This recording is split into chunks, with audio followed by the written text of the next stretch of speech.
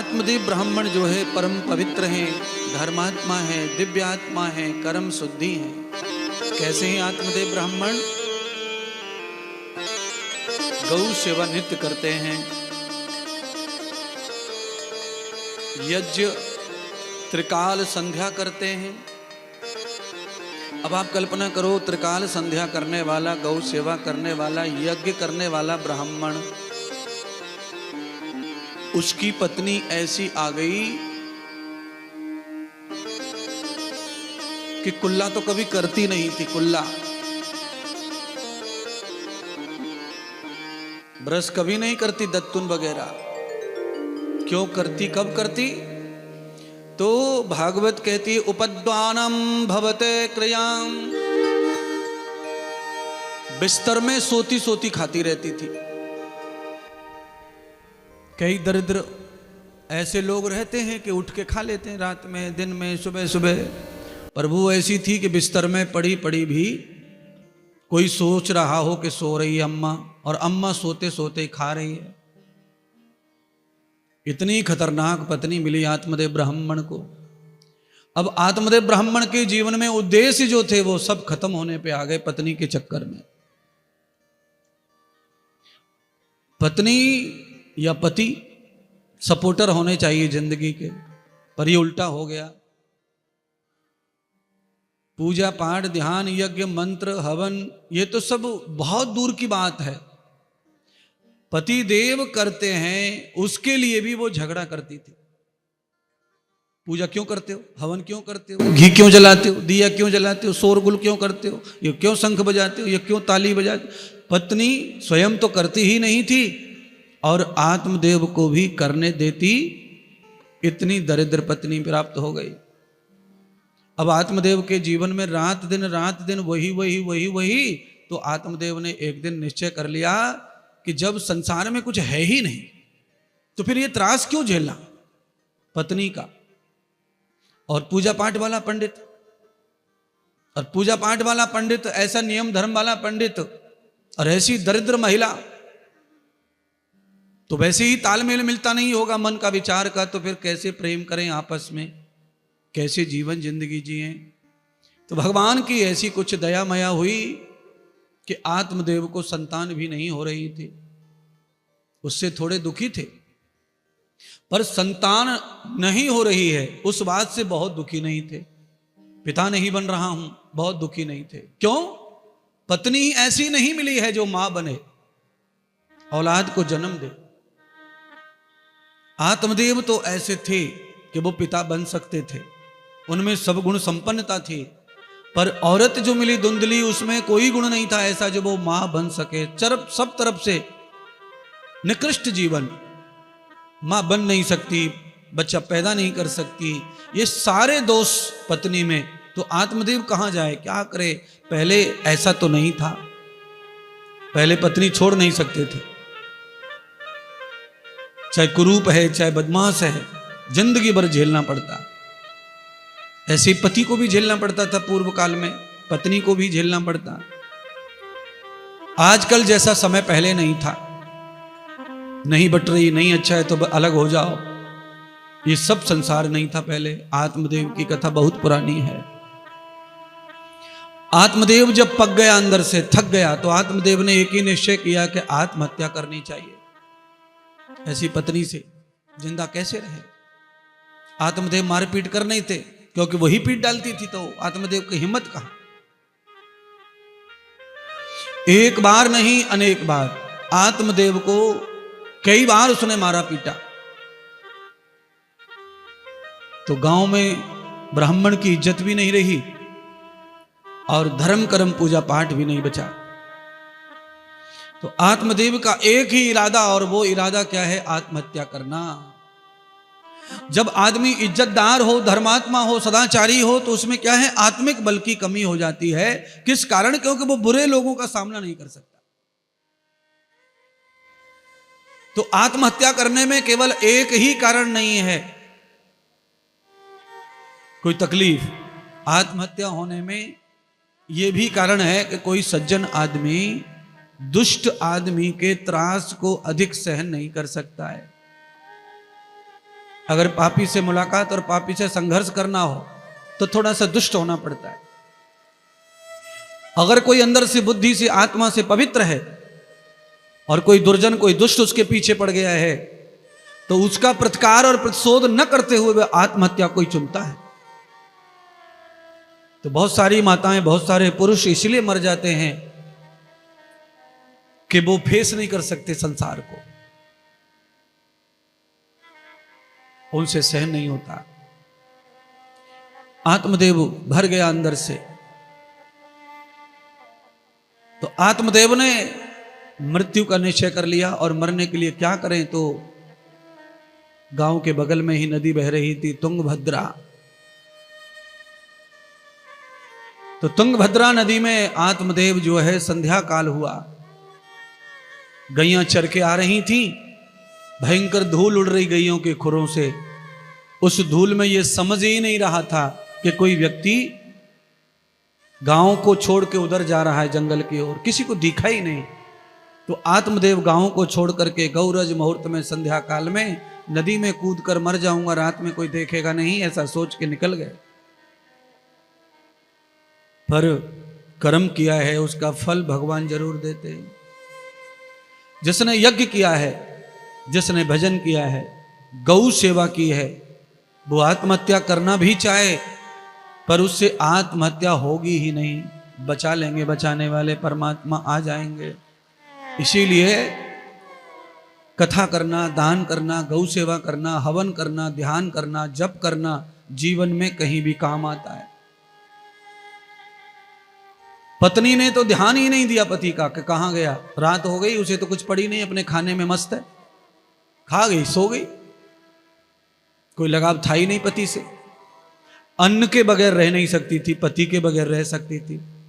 अन्न होना, अन्न।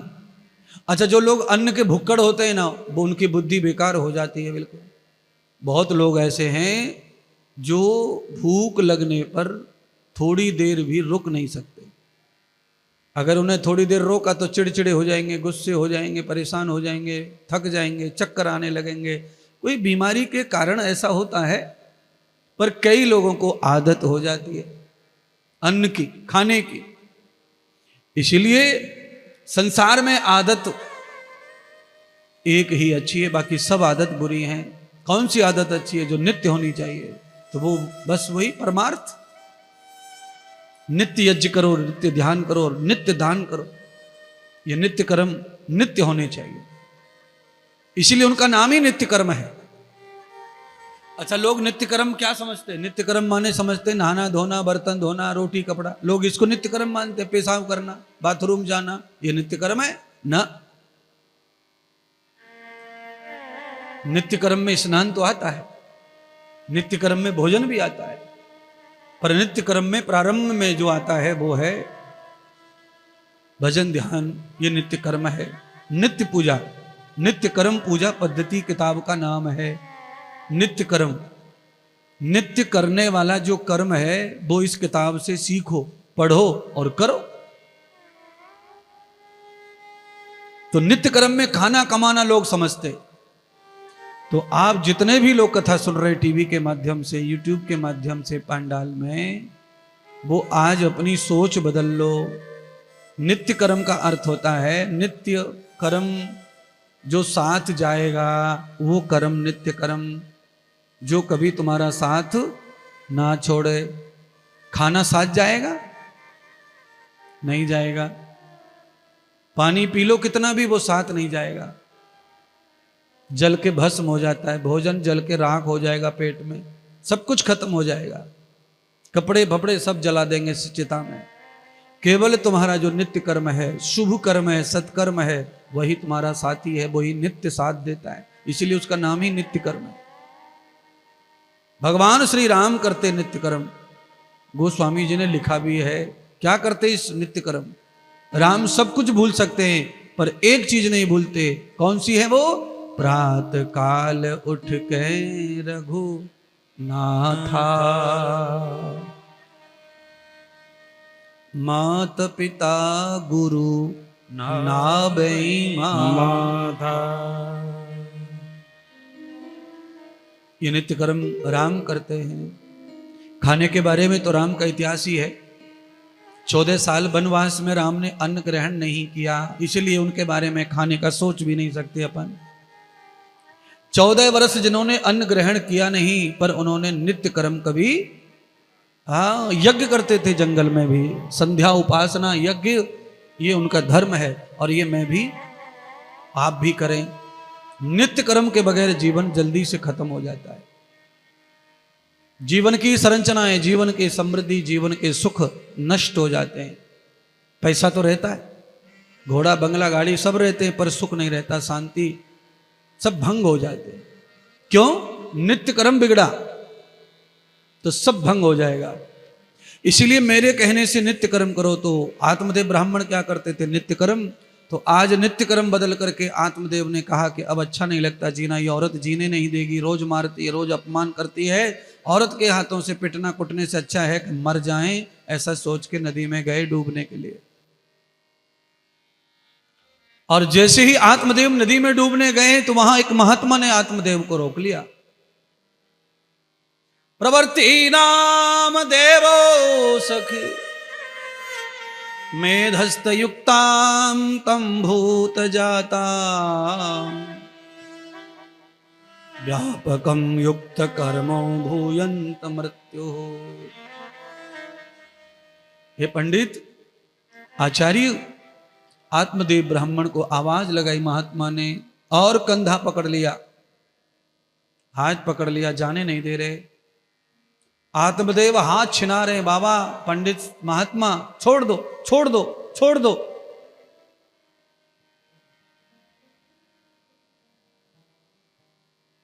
आत्मदेव छुड़ा रहे हैं और महात्मा छोड़ते नहीं हैं।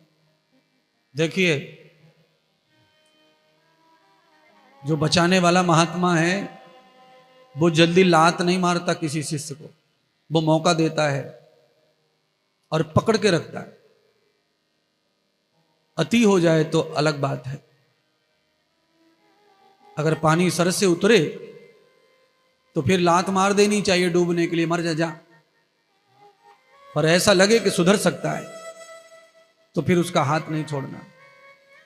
आत्मदेव ब्राह्मण ने हाथ छिनाने की बहुत कोशिश की कि नहीं, मुझे मरना है, मुझे मरना है, मुझे मरना है। पर महात्मा हाथ छोड़ नहीं रहे हैं। कारण क्या है?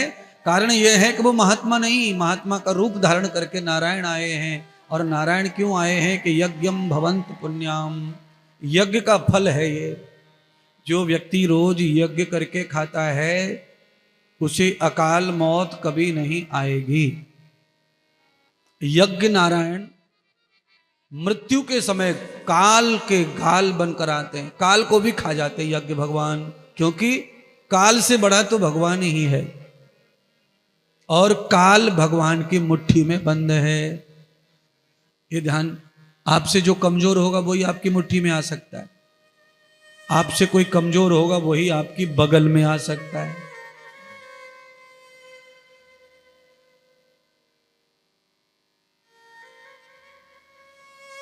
तो आज कथा में प्रारंभिक जो प्रवचन हो रहा था वही कथा है।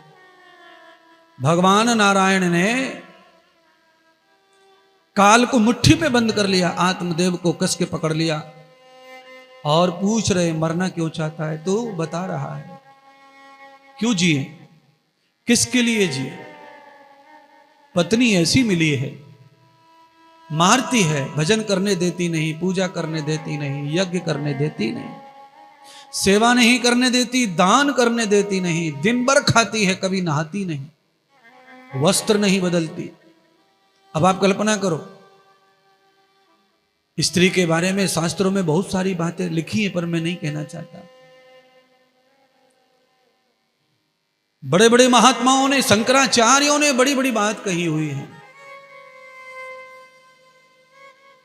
अगर स्त्री नित्य कर्म ना करे तो वो आधा नरक होती है। स्त्री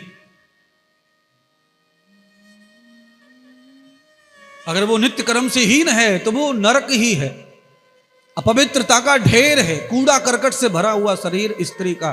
पुरुष से कई गुनी ज्यादा गंदगी स्त्री के शरीर में रहती है। और वो स्त्री नहाए ना, धोए ना, कपड़े ना बदले तो क्या हाल होगा उसका। तो आत्मदेव बहुत परेशान। महात्मा ने कहा रुको, मरने का रीजन बताओ, कारण बताओ। तो कहा यही कारण है। दूसरा यह है कि उसके साथ एडजस्ट भी करें तो क्यों करें, बच्ची नहीं, कुछ नहीं, संसार ही नहीं अपना तो। और जब संसार है ही नहीं तो हम संसार के लिए क्यों जिए, शरीर समाप्त करके। भाई संसार में बालक बच्चे नहीं हो रहे कोई बात नहीं है, पर भजन करने का तो मौका मिले। भजन करने देती नहीं, बच्चे होते नहीं, दोनों ही चीज नहीं है, न परमार्थ हो रहा है न संसार हो रहा है, इसलिए मरना चाहते। आत्मदेव सच में दुखी है, और ऐसी कोई परिस्थिति हो तो दुख जरूरी है। भजन पूजा पाठ होना, धन दौलत वैभव बाल बच्चे होना, तो दोनों तरफ नहीं है संसार, तो फिर मुश्किल है। जिनको संसार नहीं, बाल बच्चे नहीं, उन्हें दुखी होने की जरूरत नहीं है, क्योंकि उन्हें मौका मिला है भगवान का भजन करने का, तो खुश रहना चाहिए अंदर से, दिल खोल के। दान करने का मौका मिला है, तीर्थ करने का मौका मिला है, ये झंझट नहीं है, जिम्मेदारियां नहीं है, तो भजन करो, तीर्थ करो, सेवा करो, दान करो, नित्य परमात्मा में लगे रहो। ये बच ये कच कच इसमें मत पड़ो। अरे जब भगवान ने तुम्हें साफ सुथरा रखा है, बोझ कोई है नहीं, तो ज्यादा से ज्यादा भजन भजन भजन भजन। आत्मदेव कहते हैं भजन करने देती नहीं, बच्चे हैं नहीं, तो हम जिए तो किसके लिए जिए, भगवान के लिए जीना चाहते हैं। बच्चों के लिए कभी नहीं हमने याद किया कि बच्चा हो, पिता बने, पर पत्नी ऐसी है। ज्यादातर पत्नियां मरती हैं पतियों की वजह से, पर ये पति मर रहा है पत्नी की वजह से। पति दुष्ट होते हैं ज्यादातर, पर आत्मदेव की पत्नी दुष्टा है। पति पूजा पाठ वाला है, देव धर्म यज्ञ कर्म करने वाला है,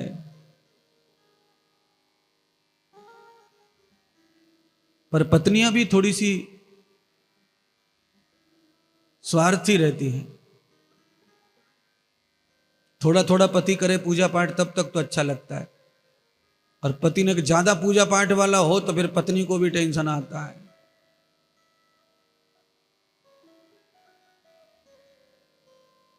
बहुत सारे केस मेरे जीवन में ऐसे आते रहते हैं।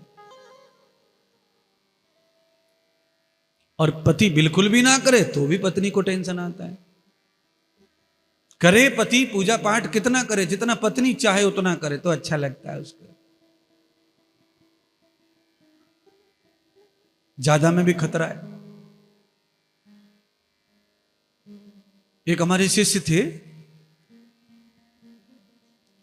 गुजरात में, राजपीपला जिले के, वो पुरुष बहुत वैसा था, नियम धर्म, नर्मदा जी का रोज स्नान, और आज एकादशी है, कल चतुर्थी है, परसों 8वीं है, परसों 9वीं है, 10वीं है, मैं ये नहीं करूंगा, मैं ये नहीं करूंगा। अब पत्नी परेशान, 11-15 साल हो गए, बच्चे ना। और जब बच्चे का कार्यक्रम पीरियड आवे, समय आवे, तब चतुर्थी 8वीं पकड़ ले वो पति, तो परेशान हो गई। तो मुंह से बक करने लग गई, वो चिंघारने लग गई, चीखने लग गई, इतनी चिढ़ गई कि ऐसे ही धर्मात्मा, ऐसे ही भगवान, भगवान तो काय को ब्याह के लाया, काय को पति शादी की मुझसे, जब यही चतुर्थी पंचमी अष्टमी पकड़ के बैठा है। तो ऐसा भी रहता है, ज्यादा देव धर्म, ज्यादा नियम धर्म वाला मिला तो भी टेंशन। कुल मिलाकर आदमी का मतलब है यथा योग्य, जितनी बुद्धि चाहे, स्वार्थ चाहे, उतना ही पूजा पाठ, उतना ही देव धर्म, बाकी मन जैसा सब चलता रहे तो सब अच्छा लगता है। ऐसे हैं ही सभी लोग, उतना उतना ही करते हैं, थोड़ा बहुत करते हैं, थोड़ा बहुत संसार करते हैं, थोड़ा बहुत परमार्थ करते हैं।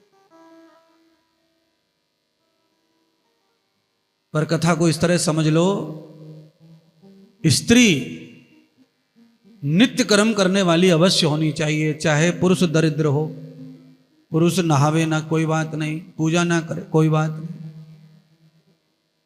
पर घर में स्त्री को पूजा पाठ, ध्यान, भजन, दान, सेवा में नित्य अपना रुचि रखनी चाहिए।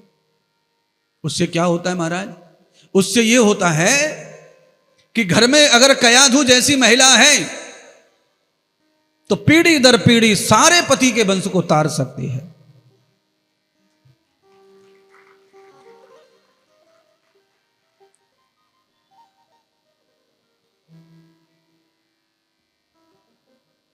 अगर महिला धुंधली जैसी है तो घर का सर्वनाश पक्का समझो।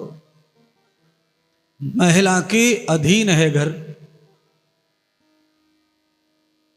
मनुस्मृति में लिखा हुआ है कि घर में पति दारू पीता है, जुआ खेलता है, औरत के साथ घूमता है, अनेक औरतें, अनेक सब चीजें करता है, पर उस घर की महिला पवित्र है, उस घर की महिला धर्मात्मा है, निष्ठावान है, पति को भी मानती है और अपने नियम धर्म भी मानती है, पति के बारे में जानती भी सब है, तब भी सब भुला देती है, कुछ भी पकड़ के नहीं बैठती है, तो वो घर कभी भी बर्बाद नहीं होगा, वो घर बचा रहेगा।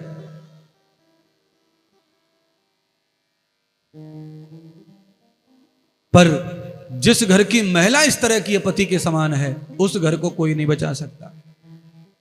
ब्रह्मा विष्णु महेश भी नहीं बचा सकते, कोई कथा ग्रंथ नहीं बचा सकते। इसलिए महिला को हमेशा सुधरा हुआ चाहिए, महिला हमेशा पवित्र चाहिए। पुरुष भी चाहिए, पर महिला कंपलसरी अच्छी होनी चाहिए, धन्य होनी चाहिए, पवित्र होनी चाहिए।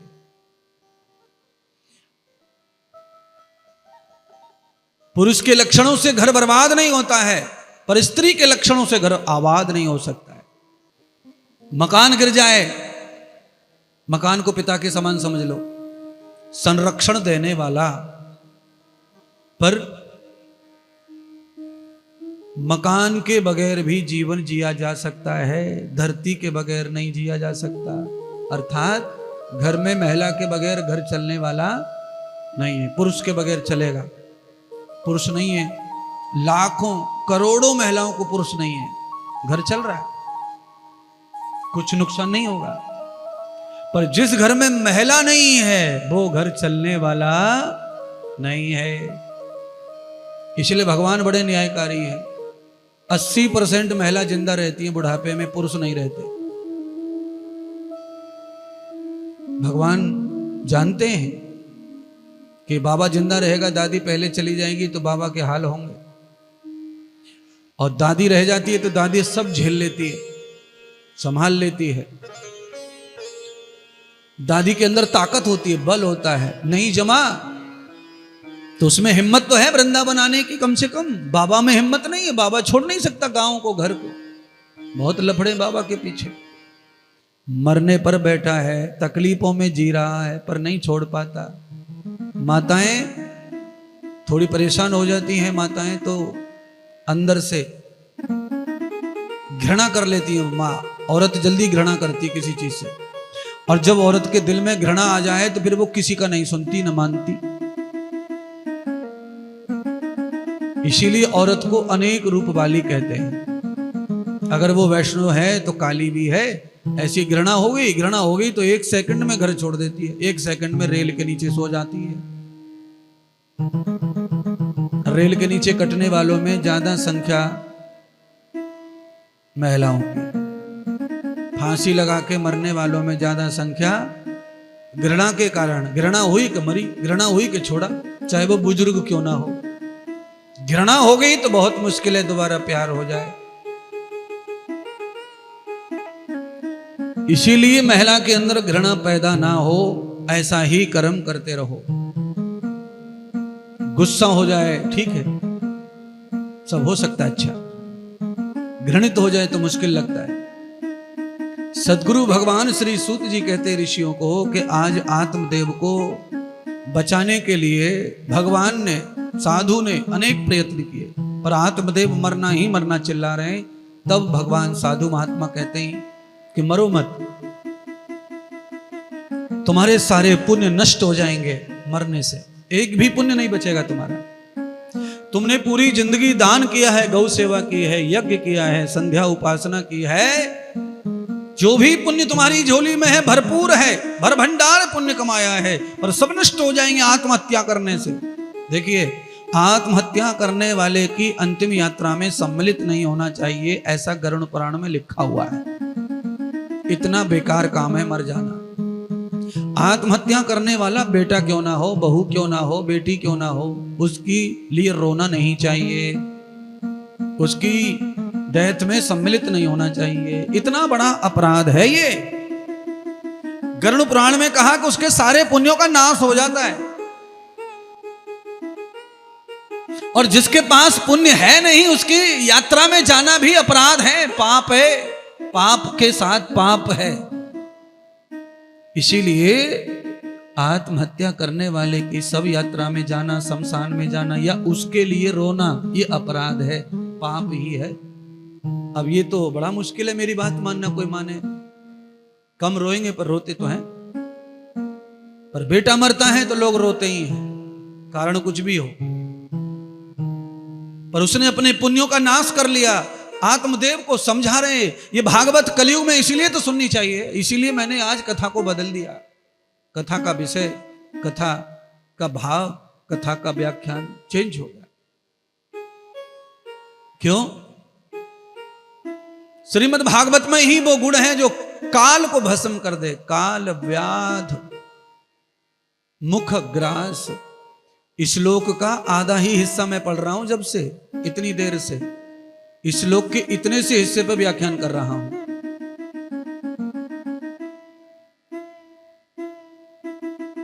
पूरी कथा 7 दिन की इसी श्लोक पे हो सकती है। यही तो है प्रवचन। और कलयुग में क्या सीखना है? कलयुग से बचना है। भागवत का प्रचार कलयुग में हो कैसे गया? इसीलिए हो गया क्योंकि कलेश और मरण, ये दोनों से सबको परेशानी है, सबको डर लगता है। कलेश किसी को पसंद नहीं है, पर कर सब रहे। कलेश पसंद किसी को नहीं है। जो फैलाता है घर में रायता, उसको भी पसंद नहीं, वो भी परेशान है। पर आदत हो गई है कलेश फैलाने की, नाराज करने की।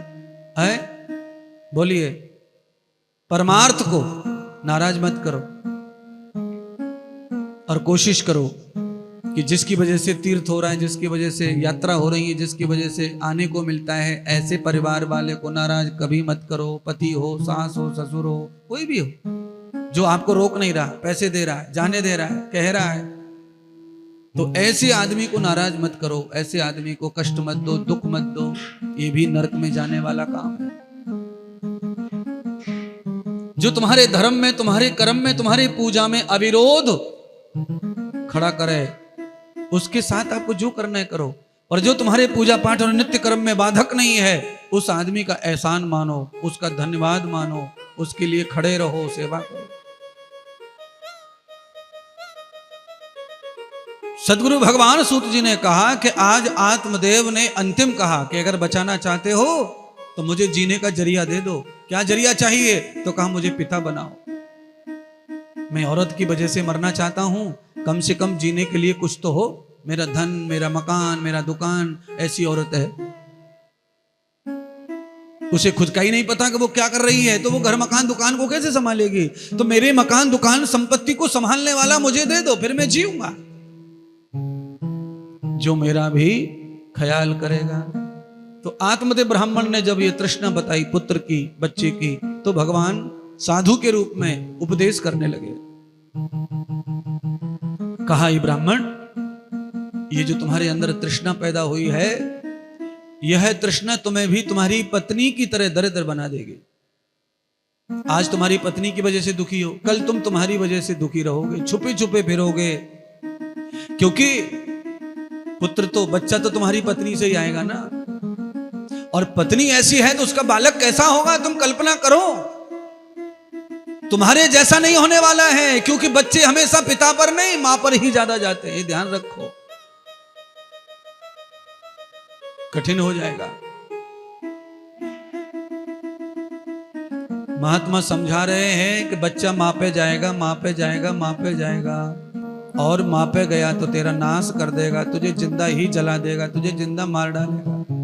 सब डर दिखा रहे, सब डर। पर आत्मदेव के मन में पुत्र की इच्छा पैदा हो गई, जिद पकड़ गया, नहीं, मेरा सब कुछ नष्ट कर दो, सब ले लो, पर मुझे पिता बना दो, मेरा एक बेटा दे दो। तो भगवान है, साधु के भेष में तो कृपा कर दी। महात्मा के पास में जो फल पड़ा था थैली में, वो फल दे दिया। वैसे वो भागवत के अनुसार वो फल क्या था? चीकू का ही फल था, चीकू। चीकू। अब आप कहेंगे चीकू को खाके कैसे कोई बच्चा हो सकता है? बस यही तो बात है।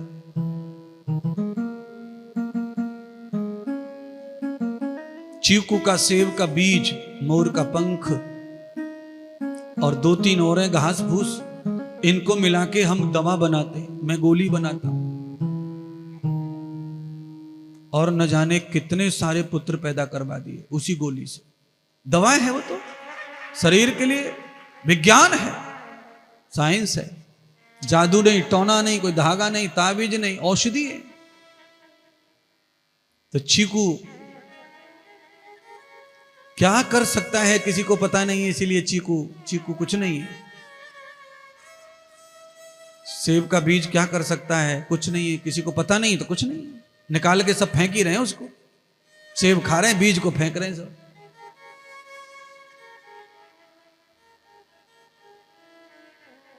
आज मैंने पहली बार आधा फार्मूला बताया है गोली का। आधा फार्मूला है ये, आधा नहीं बताऊंगा, क्योंकि जो ओपन है वो बता दिया।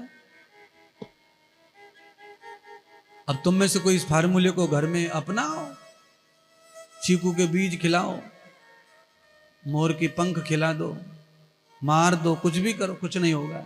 क्यों? साइंस, विज्ञान तभी सफल होता है जब वो पूर्ण हो जाए, सफल होगा तभी। आधा विज्ञान कभी आधा ही रहेगा, वो कभी सफल नहीं होगा। अंत में आत्मदेव ब्राह्मण ने वो फल ले लिया और भगवान नारायण ने सारे पुण्य ले लिया आत्मदेव के।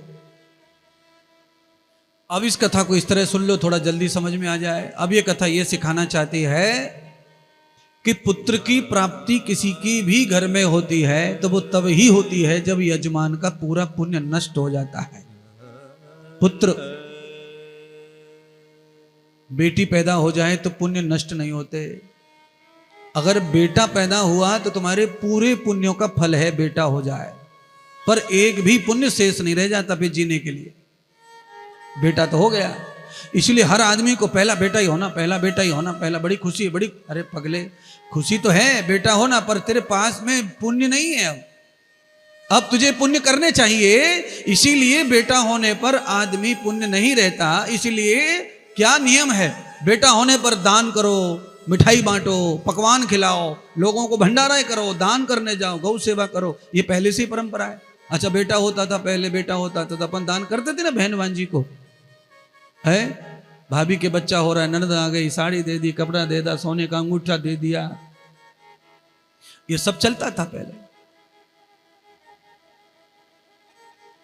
बेटा हुआ है, काम वालों को दान कर रहे हैं, इसको अनाज दे दिया, इसको साड़ी दे दी, गांव के पंडित जी को बुलाया, जिमा दिया, उसको भंडारा कर दिया, दान दे दिया, सीधा भर दिया, अन्न दे दिया।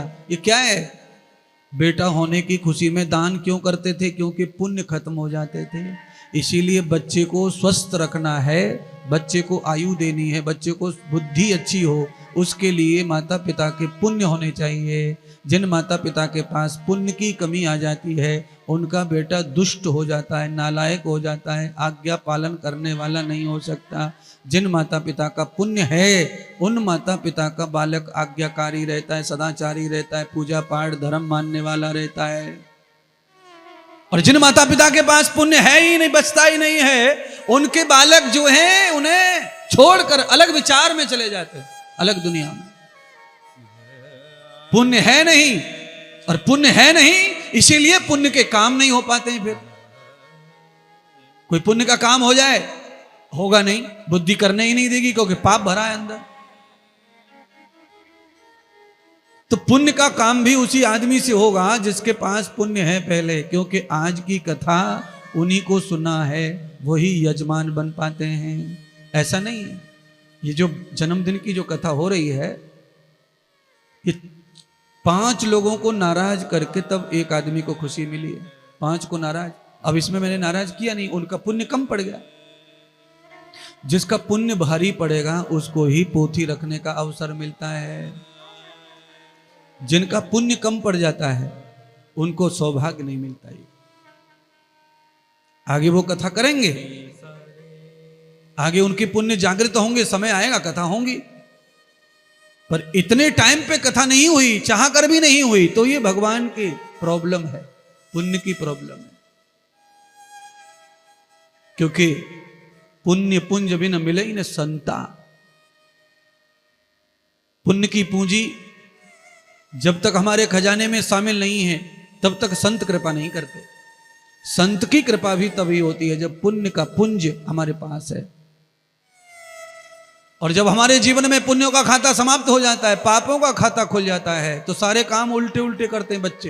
ये ध्यान रखना, चाहे वो कथा सुने, चाहे वो तीर्थ में पड़े रहें, पर काम उल्टे ही करेंगे। क्यों? माता पिता का पुण्य खत्म हो गया, अब काम कोई अच्छा नहीं होगा।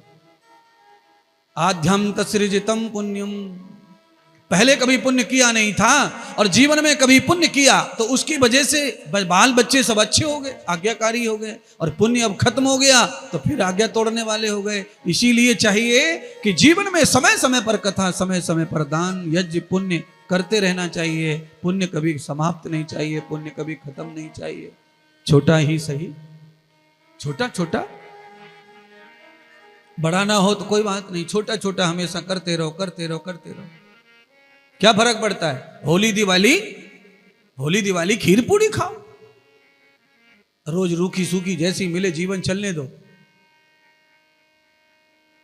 पर होली दिवाली पे तो कढ़ैया खटकनी चाहिए। साल में 2 साल में कुछ कुछ होते रहना चाहिए। हाँ, सबके घर में खीर पूड़ी बन रही है होली में और हमारे घर रूखी चटनी, तो बाल बच्चे मुंह सुकोड़ के घूमते। तो इसलिए इतना पुण्य तो करते रहो कि होली में घी में ना तो तेल में ही सिक जाए, पर पूरी खीर बन जाए। पूरी खीर का मतलब पूर खीरी ना, खीर पूरी का मतलब है थोड़ा हल्का सा हवन हो जाए, हल्की सी कथा हो जाए, हल्का सा दान हो जाए, हल्की सी तीर्थ हो जाए, हल्का भजन हो जाए, और कुछ ना हो तो अड़ोस पड़ोस की लुगाइन को बुला के बतासे, भाई गब्बा ले हो, 1 किलो बतासे ले आओ, और अड़ोस पड़ोस से चुगल खोरन ने इकट्ठे कर ले हो कि बहन आज चुगली चाटी बंद और राम नाम गाओ, ले हो बतासे। है कितना सरल उपाय बता दिया। ये 11,000, 21,000, 25,000 भी खर्चा नहीं बताया गुरुजी ने। 1 किलो बतासे 100 रुपए किलो, और गांव की पड़ोस अड़ोस की कुल्ली गुड्डी कोई बुला लो। बहाना होना औरतों को इकट्ठा होने का, बहाना क्या है? जन्मदिन है हमारा, है चाहे नहीं है, जो मर गए उनका मना लो जन्मदिन। जरूरी है? जन्मदिन का नाम सुनते ही औरतें लपकती हैं इधर उधर। अच्छा जन्मदिन है का, ठीक है, आ गए तो जन्मदिन के नाम से गीत गब्बा लिया करो घर पे। गीत गब्बाने से भी घर में पुण्यों को, मानो प्यासे को पानी मिल गया, खारा ही सही पर पेड़ जिंदा रहेगा। ऐसे फ्री के भी गीत भजन करते रहो। जब जब अवसर आवे तो अच्छा करो। आज आत्मदेव वो फल लेके आ गए घर पे और उसी बिगड़ीली औरत को दे दिया। उसे फल अच्छे नहीं लगते थे सुनीता। हाँ, रोटी होना, रोटी।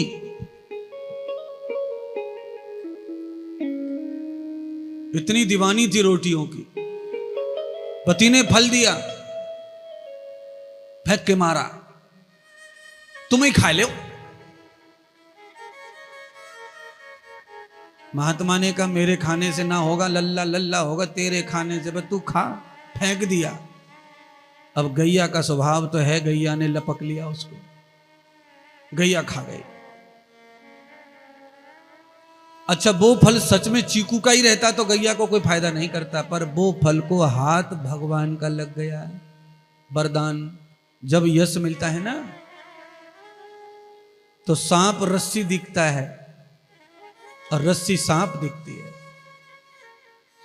आज भगवान का हाथ लग गया तो वो फल चीकू का नहीं रहा, वो फल परमात्मा का हो गया, वो कर्मों का फल बन गया, भाग्य का फल बन गया। अब तो वो जिसको जाएगा वही फल आएगा। राइफल की गोली से किसी डकैत को मारो तो गोली को तो पता नहीं कि डकैत है कि साधु है, वो तो चलेगी तो मारेगी। ऐसे ही महात्मा का आशीर्वाद, भगवान का दिया हुआ फल जहां भी जाएगा काम करेगा। गैया खा गई तो गैया मां बन गई। अब करें तो करें क्या, बड़ी समस्या हो गई। आत्मदेव परेशान।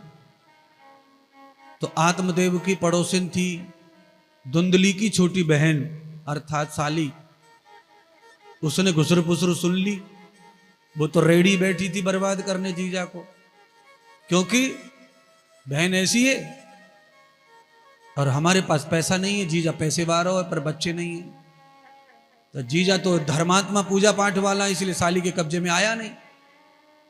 ऐसा बिलासी होता तो आ भी जाता, पर था पूजा पाठ वाला। तो साली ने युक्ति लगाई कि ऐसे तो नहीं पर ऐसे, आ गई बीच में और कहा जीजा जी आप चिंता मत करो, बहन आप चिंता मत करो, सब कुछ अच्छा होगा।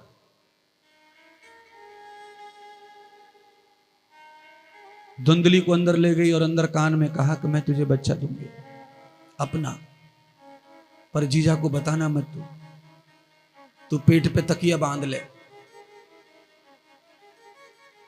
और जीजा को झूठ बोल। तो धुंधली ने अपनी बहन की बात मान ली और पति को कह दिया मैं तो गर्भवती हो गई, 7 महीने को है। आत्मदेव भोले भाले मान गए और पहले गर्भवती महिला हो गई तो लोग छोड़ देते थे घर पे, खेत पे, कुआं पे, कहीं जाके रहते थे सब। तो वो चले गए कुटिया पे। 9 महीने जब हो गए, अमावस्या के रात्रि के 12 बजे जन्म दिया बच्चे को। काली रात्रि में पैदा होते गुपचुप पकड़ा दिया बहन को और सब गंदगी उसके आंगन में डाल दी ले जाके और हल्ला मचा दिया कि आत्मदेव के घर में पुत्र हुआ है, पुत्र हुआ है, पुत्र हुआ है। और उसी रात के सुबह 4 बजे ब्रह्म मुहूर्त में गैया ने भी बछड़ा दिया। अमावस्या का 4 बजे का समय अच्छा है, 12 बजे का बहुत खतरनाक रहता है। अमावस्या में रात के 12 बजे बुद्धि जो है वो दुष्ट हो जाती है, सज्जन की भी, और जो आदमी दुष्ट है वो तो महादुष्ट हो जाता है। अमावस्या में पापी आदमी के ऊपर तो बहुत असर है इसका, अमावस्या की रात्रि का। जो साधु संत महात्मा हैं उनका भी कमजोर पड़ जाता है भेजा। साइंस ही ऐसा है, अमावस्या की रात्रि का बहुत प्रभाव पड़ता है विचारधारा पर।